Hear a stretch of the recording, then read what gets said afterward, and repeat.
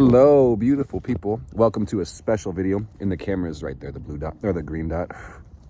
Special video made for absolutely no reason. It's your host with the most, Mr. Meyer with the fire, Sophie with the water. Hi, guys. With the Fiji water. With the Fiji, yes. This is a crazy video, guys, and you can probably read from the title. This is going to be a little something about the moon and ERIS and what happens when the two combine. And before we start this video, we'd like to give some credentials. So you know this isn't just another BS astrology video on the internet. Queen, where's your moon? Aries. Yeah. I don't know if you guys know this yet, but ERIS has been in the sign of Aries for decades. Longer than we've been alive. Mama has her moon conjunct ERIS, so that's pretty serious.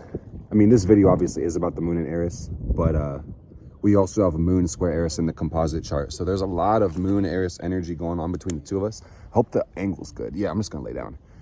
So our intention here is to kind of explain some things, because you guys probably know about the moon, maybe a little bit less about ERIS, but we're gonna break it down. We have a lot of notes. We were brainstorming our head. I don't even know what to put it. It was the craziest brainstorm I've ever been through. It was amazing. So, I mean, you're a Cancer rising. You're like overqualified for this video. This is good.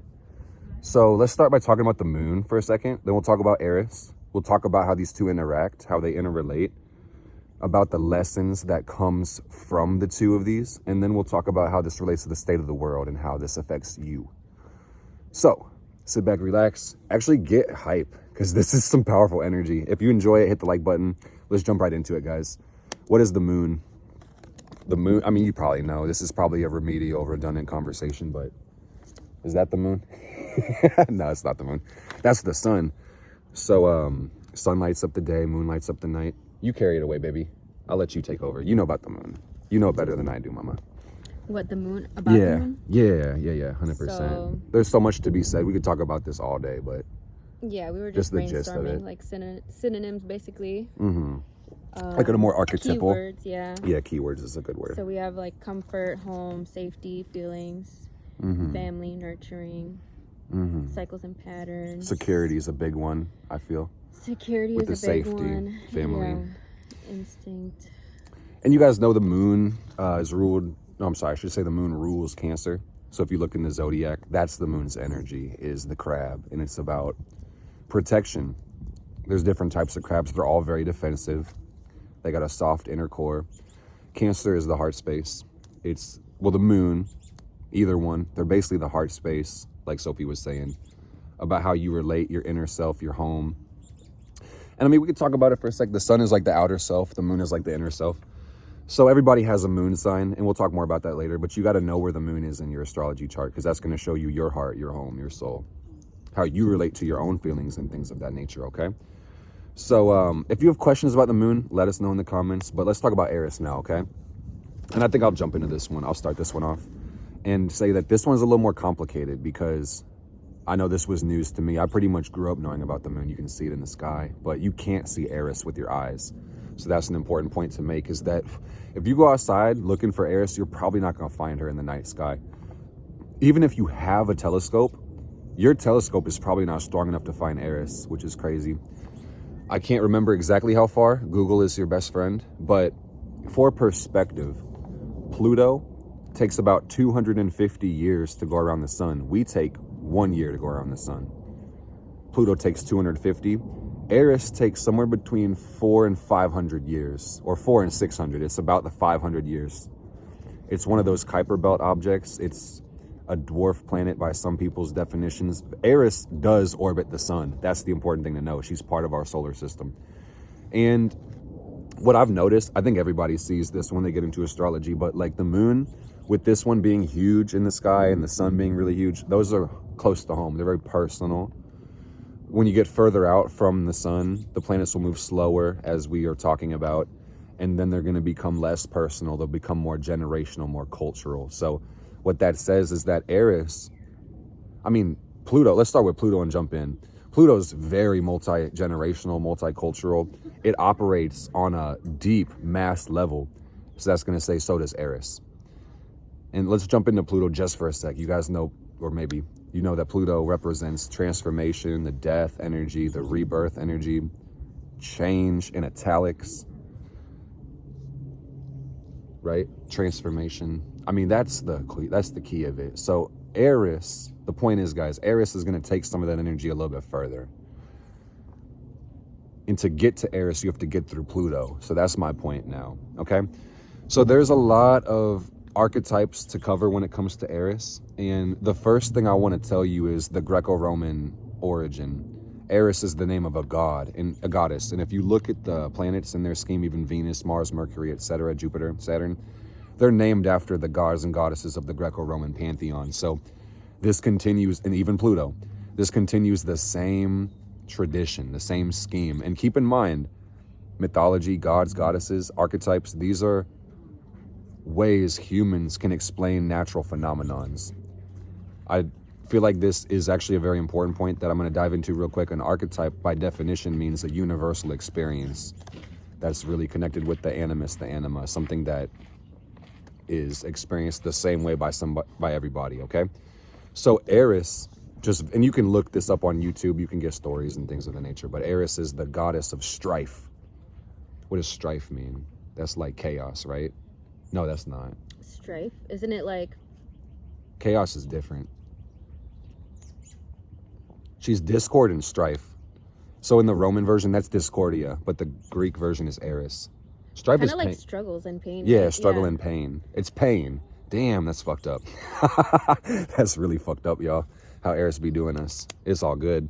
So this is the goddess of destruction, strife, discord, fucking shit up, essentially, man.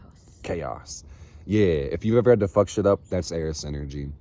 So I got a lot of keywords. We got a shit ton of keywords. We've been mind mapping, brainstorming. It's a typhoon here, man. So war, fighting, manipulation. These are some of the energies ERIS comes along with. Destruction, anti-establishment. You've got deliberation, decisiveness. Separation is part of this as well. Being excluded. Exclusion. So when these two come together, there's a very interesting energy. And I want to remind you guys, because we're 7 minutes into this conversation, that ERIS is a outer planet. So most of the time, this planet is going to operate unconsciously or subtly for the people of this planet. But when ERIS integrates into our lives, it's very intense, it's very chaotic, and it's hard to avoid. You can't avoid this shit, man. This is like the Hades moon discussion, but different. We don't even have a name for this yet, so we'll let you know.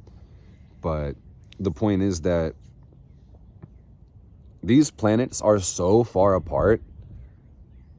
When you multiply the archetypes, the possibilities become so infinite. It's difficult to understand, and that's why we're making this video.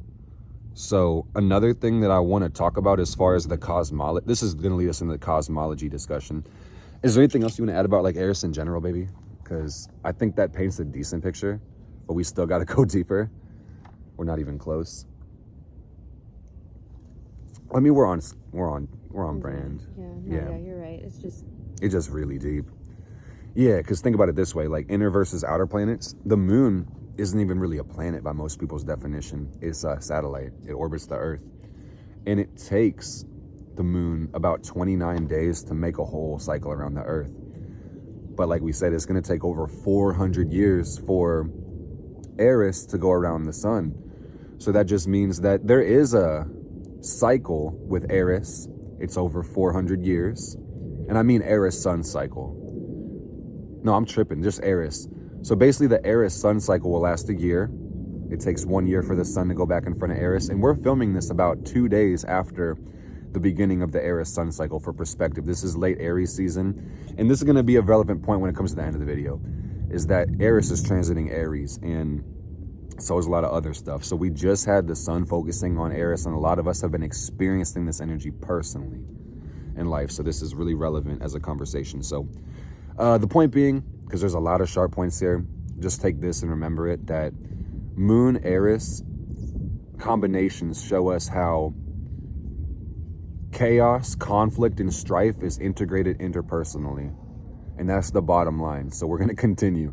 And like we said, guys, if you got questions, please, for the love of God, ask them, because we have all these questions, and these questions are leading us to make this. So evolution is a really relevant part of this conversation, because again, Pluto is before Eris. You got to pass through the gates of Pluto, the underworld, to be able to perceive this energy.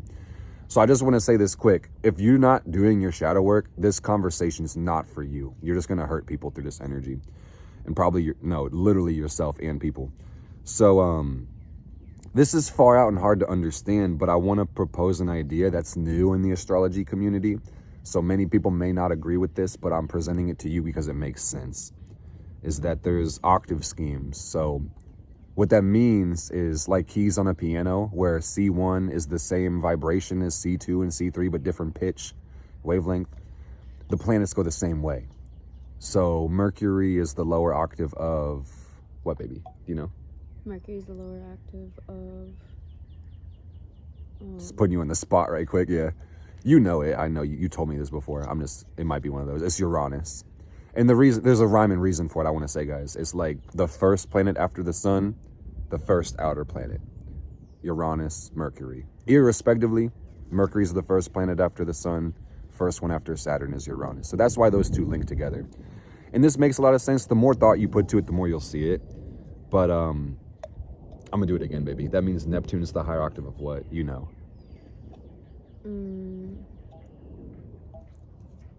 The one after Mercury.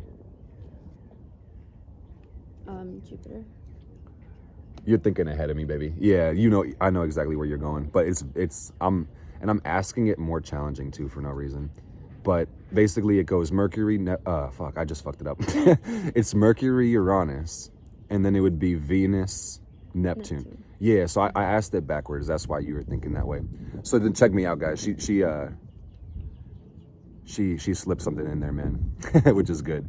So then Mars, if you just follow the sequence, check it out. Like, yeah, foreshadowing is what that was. Mars and Pluto are linked. So the higher version of Mars is the lower. What? Mercury's retro. I'm gonna slow down. I'm so sorry, y'all. Mercury, Uranus, Venus, Neptune, Mars, Pluto. Meaning that the inner planets are the lower octave of the same energy, and there's a polarity. So if you guys follow the order, Jupiter is next, genuinely. So that's why some astrologers are going to pose that Eris is the higher version of Jupiter. And I've just seen, as a professional astrologer, consulting astrologer, a lot of people don't even really understand their Jupiter placement. So like this energy again is going to be pretty interesting, challenging to work with. And I'm betting at 13 minutes in this conversation, if you're still watching, you're a pretty high level astrologer. By the way, or you're just down to clown. You may not be an astrologer, but you're probably about to be, if that wasn't the first group. So yeah, that's the point we put down that we wanted to talk about. We're going to explain this basically, is that it makes sense to both of us that Jupiter would be the lower octave of Eris. And I'm going to briefly kind of touch on it. You know, Mercury, Uranus says the highest mode of thought, intellect, Mercury, is freedom, liberation, change, Uranus. The highest manifestation of value and pleasure and joy in Venus energy is going to be Neptune, transcendence, love, unconditional, imagination, spirituality, things like that. So then Mars, and by the way, I should have said this earlier, but it's relevant right now, is that some people will say in the mythology that Eris is the sister of Mars. So that's very important for this conversation, and this is something to put in the mind map as well. When you think about this, is that the highest version of Mars is Pluto. The fastest way to get to evolution is through instinct and choice and desire. It's the most direct route. That's why Mars will always be the lower octave of Pluto, is that the highest manifestation of instinct is evolution, period. So let's talk about what Jupiter means, baby. Do you want to kick that off? It's a lot of things, of course. It's the biggest planet. Expansion, benevolence, blessings, luck. All the good shit, yeah. Good stuff, yeah. That's Jupiter energy. Everything good. Luck, yeah. Faith, spirituality on top of what she said. Cosmology. that's one thing I want to say about Jupiter is like, it came up in the part of cosmology in our notes, but Jupiter, on top of, you know, how we grow in life, how we expand, how luck and good things come about, this is genuinely going to be how you see the world from a higher order of things. And that's going to show you how you spiritualize. So and that's going to, like, if you look at the astrology and the traditions, you'll see Jupiter will rule Pisces, Jupiter will rule Sagittarius. So again, to simplify, it's all about meaning and in perspective and your spirituality. So Jupiter's biggest aspiration, like Sophie was saying, is to be good, to teach, to bestow blessings. So it's like Eris is the higher level of this shit now. So I guess, like, to be the most optimistic, that's going to say that Eris is probably the most positive planet. We didn't write this down, but, like, I'm just trying to, nature's telling us, which is good. Receiving that from the sun right now. Eris is the most positive planet, even though she represents war, strife, pain, and manipulation and shit like that. And I wanted to talk about some of Jupiter's struggles, because it would also state that just like Uranus, Neptune, Pluto, Eris will have somewhat of a rectifying effect for Jupiter. So where does Jupiter struggle?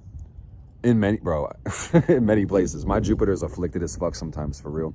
So that's why I'm laughing at myself. But like, Jupiter does way too much, bro. And you'll know this because Jupiter is exalted in Leo and Cancer. So, you know, the beauty of Jupiter is blessings, but the danger and the disgusting part of Jupiter is a lack of respect for boundaries, a lack of respect, period. Boastfulness, arrogance, excess, waste, delusion. Yeah, that's a good word. Delusion, genuinely. Like being lost in your saucer fantasy. That's very Jupiter. The bravado turning bad, basically. So that says Eris is going to come up in a humble Jupiter. So if you guys didn't know this, Jupiter's the king of the gods, and it sounds like Eris doesn't give a fuck. Bottom line. So basically, this is where our discussion gets more open-ended, and we're going to need help from people like you. Please, for the love of God, all that is holy and unholy, everything, do your part. Leave a comment. It would mean the world to us. When you gather your thoughts, leave them in the description, leave them in the comments. Let us know what you think about the moon and Eris, and like, do you have moon Eris aspects, conjunctions, configurations, transits? Let us know, because we've been brainstorming, and I'm gonna let you. Yeah, what are you thinking, baby? Because before I go into this, I want to ask baby what she's thinking.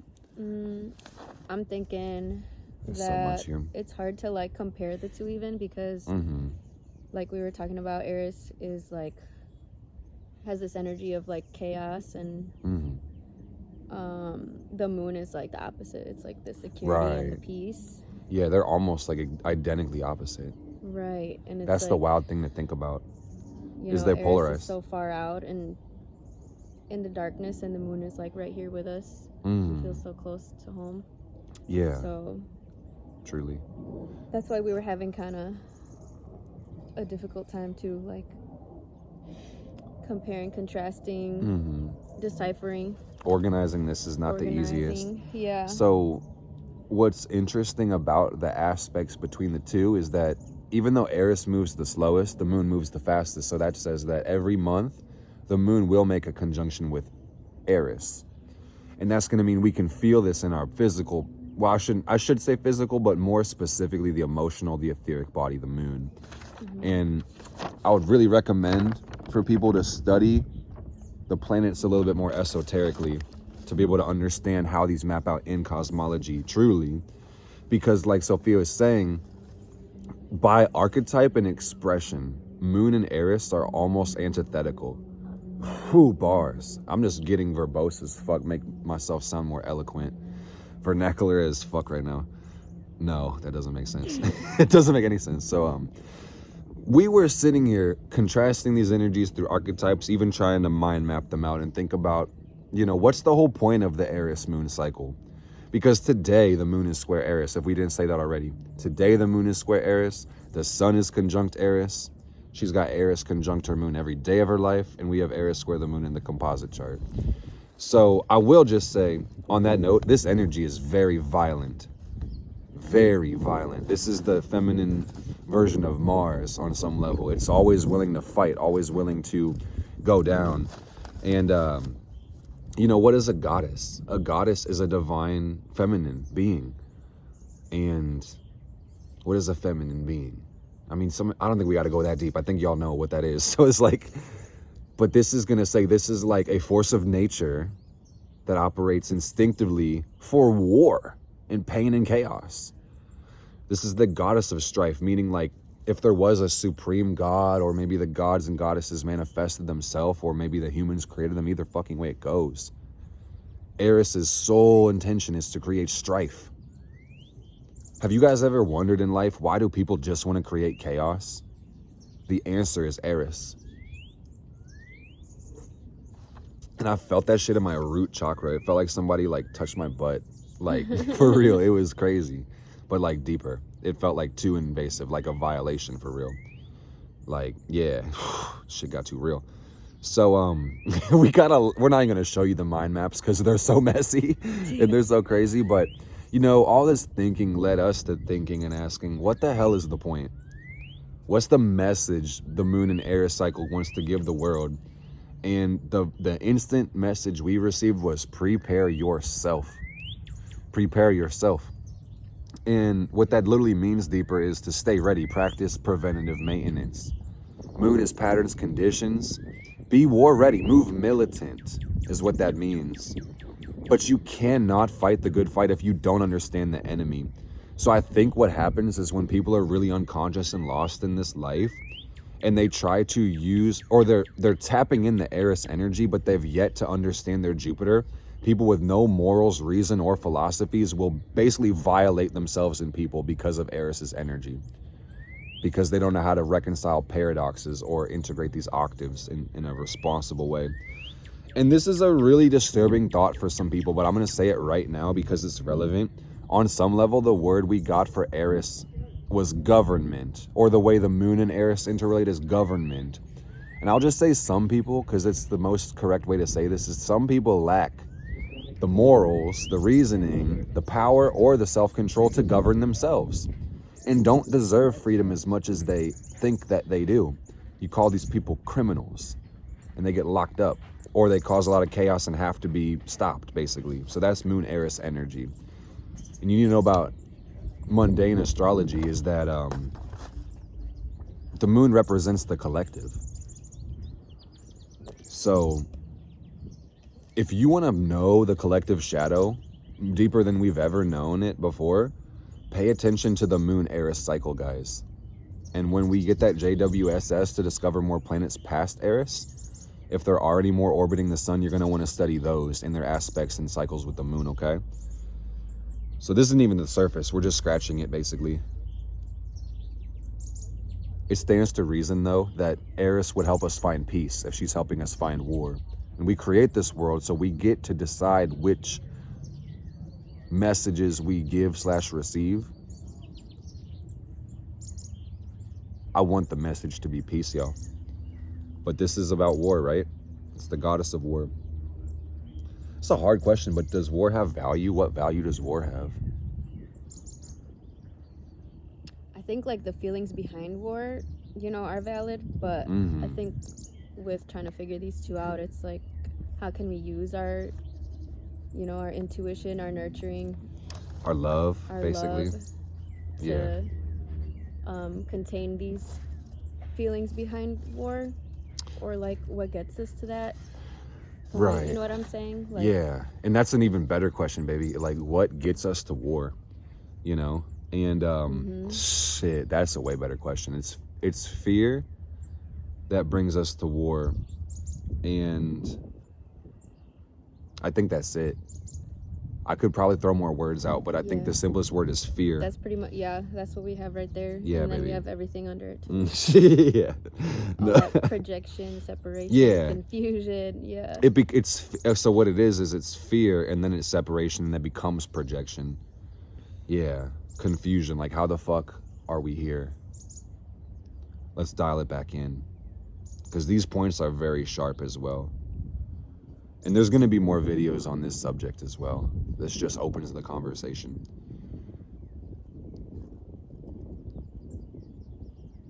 And I think disconnection from self is a huge contributing factor to fear, to war. This is a nuanced conversation, because of where ERIS is. So it seems that people's misunderstanding of themselves leads to a projection of their power. And that breeds fear. Mm-hmm. That's something to think about. That's really fucking deep. Because, I could repeat it, but maybe I should. Sometimes I feel like I need to elaborate because people internalize my words. But when you don't see your strength inside of you, you'll feel like it's coming at you externally. Oppression, violation. And don't get me wrong, guys, sometimes people do violate each other, use violence and force, and do fucked up things. And that is meant to feel bad. And this is something that I wanted to speak about, because this is very disgusting and disturbing for some, so we'll choose careful words, but just understand some people are addicted to the thrill of violence. Why do people hurt others needlessly? Because they get something out of it, because they like doing it. Have you ever killed somebody? You don't have to comment and answer, but if you did, how did it feel? That's something to think about. Ask other people, study other people, read about wars. This disturbs people, so again, take a deep breath or scroll off if you got to, but like, if you listen to the stories of Vietnam veterans, they loved that shit, man. There's no more thrilling feeling than having your adrenaline heightened, being in a mortal struggle for life and death and overcoming it with power. Of course that feels good, right? It may feel traumatizing at the same time. I don't really know. I wasn't in Vietnam. But yeah, it's just that I think where we struggle as a species is fear and selfishness. Because some people aren't afraid, they just make the selfish choice to violate because of their own selfish gain. No need to. It's this illusion of separation. The word I wrote really big is evil. And we're trying as hard as we can over here to understand the nature of evil. So we have to have conversations like this. Ask questions people sometimes don't care to ask. But I really encourage you guys to answer this question. Where do you think evil comes from? And that's a great question I would love to read the answer to. And also, where do you think fear comes from? It's pretty important. So, lessons from ERIS. What does ERIS teach the moon? And what does the moon teach ERIS? Because you were saying earlier, baby, it's about how do we use love to nurture the feeling of strife. Yeah. That's beautiful. And I think how can we discern like what to... She teaches us how we can discern what to fight for. Maybe. That's, no, 100%, baby. She shows us how we discern what's worth fighting for. Exactly. Exactly right, baby. That's beautiful. I appreciate your mind, honey. ERIS and moon, the moon ERIS cycle shows us the integration of duality, which is quite difficult for a lot of people because there's an instinct within everybody's soul to separate. And this is why Mars is the masculine brother to ERIS. There's an instinctive desire to separate, and then there's an instinctive desire to unify. So I'm thinking and feeling that ERIS also represents the inevitable embrace of separating desires. And Pluto talks about evolution, the conscious elimination of separating desires. But then that's, fuck, there's a lot of bees around here, guys. This is lit, yeah. It's just that one. It keeps coming Oh, back. okay, It's word. okay. I got you. Yes, well, okay, they got a gang now. Oh. They're linking up. It's okay. It's all good. I'm not even worried about it. Yeah. And we got, they're friendly. Okay. They're friendly. Well, I don't know. We're talking about ERIS. Like, it's all good. If we get stung, you guys know why. It's all good. It's okay. We're ready. Fuck around. It didn't work out really well last time for the last bee, so don't even worry about it. But, confusion, separation. Oh yeah, so she be teaching us a lot of shit about how to embrace separating desires. How fucking cool. Almost said fucked up. How fucking cool. You got to learn to love this shit, man, because yeah, we're gonna save the mind map. I want to show you guys, but honestly, it's sacred. We're gonna keep it secret until we can make a cleaner map to show to the world, because this is like a relic. This is gonna be in a museum somewhere.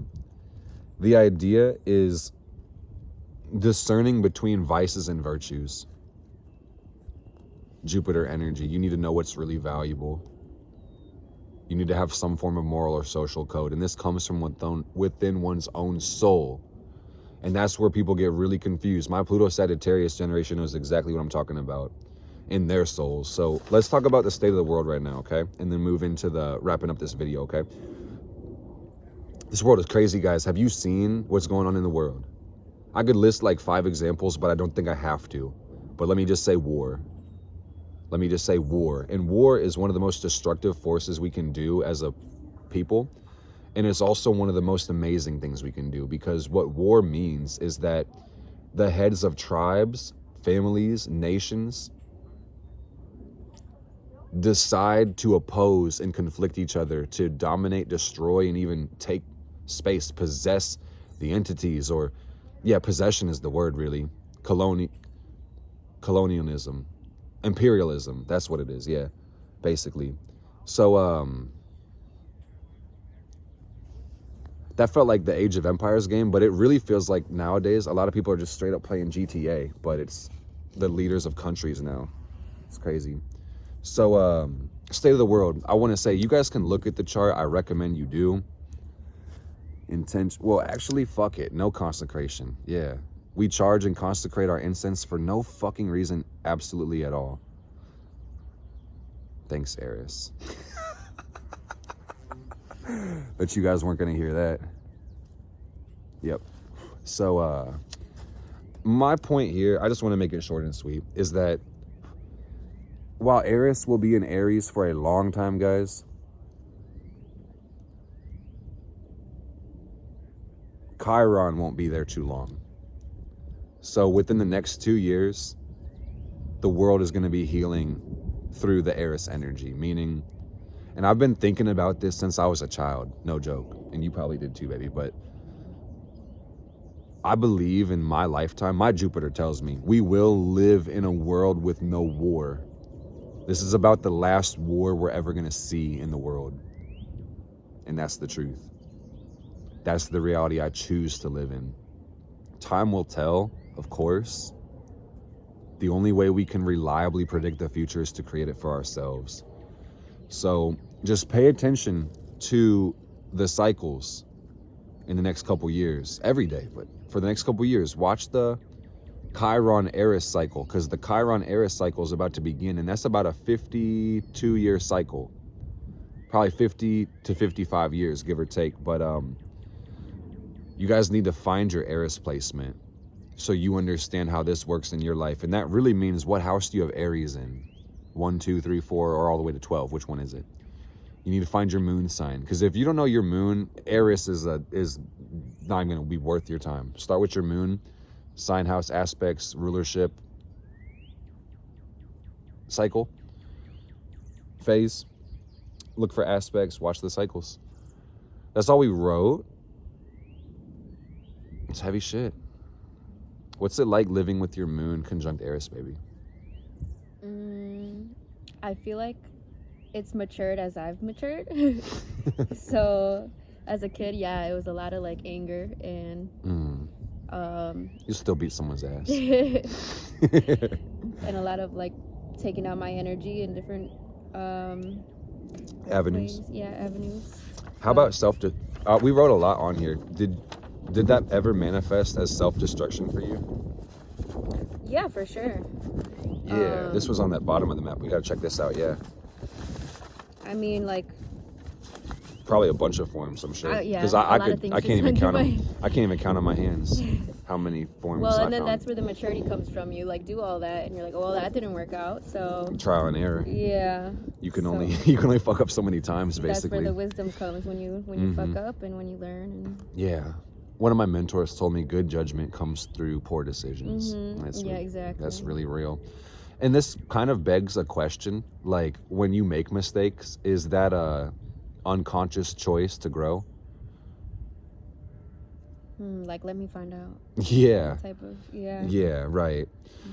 So one thing that, you know, me and Sophia are thinking deeper about these moon Aries, because we have moon square Eris in our composite. So one of our challenges as a couple is to really like get comfortable with this energy together. And that's beautiful. If you guys don't know your composite chart with your lover, you're probably missing a lot of vital information, or just people in general, not even just lover, like mom, dad, friends. Check the composite charts, guys, because it's literally going to show you, objectively speaking, why the hell are you connected to the person through vibration. One of the problems with this energy is a fear of love, and that's really creating a lot of the problems interpersonally and then globally, is a fear of love. It's conditioned intolerance. It's moon Eris energy, conditioned intolerance. That might be the title of this video, baby. Like moon Eris, conditioned intolerance. I'm thinking that's fucking fire. So there's a disturbance in the force, guys. You're gonna watch Star Wars with me. You didn't, yeah, I'll say you'll get that later. You might have already seen the meme, but yeah, there's a disturbance in the force, guys. Shit be glitching out in the material plane, emotional. This moon Eris cycle, and a lot of you guys felt this today, so I'm great. I've been doing content long enough to know that when this video gets posted, some of you guys are gonna need these words desperately, like fresh air and cool, clean water. So this talks about the unacceptable conflicts that needed to be fixed and why we keep erupting and exploding. It's because of a misunderstanding of values, ethics, and morality and cosmology. And people lack the understanding of themselves or the world to be able to discern their message to the world. And people have a lot of issues in this world, man. So essentially we need to make peace. We need to make love, not war. Find our ministry of love so we don't inflict a ministry of terrorism consciously or unconsciously. And that's my message for the world today, guys. I hope you love this video. I hope you sense the peace and the love from this. I hope you go outside and enjoy the blessings of the earth.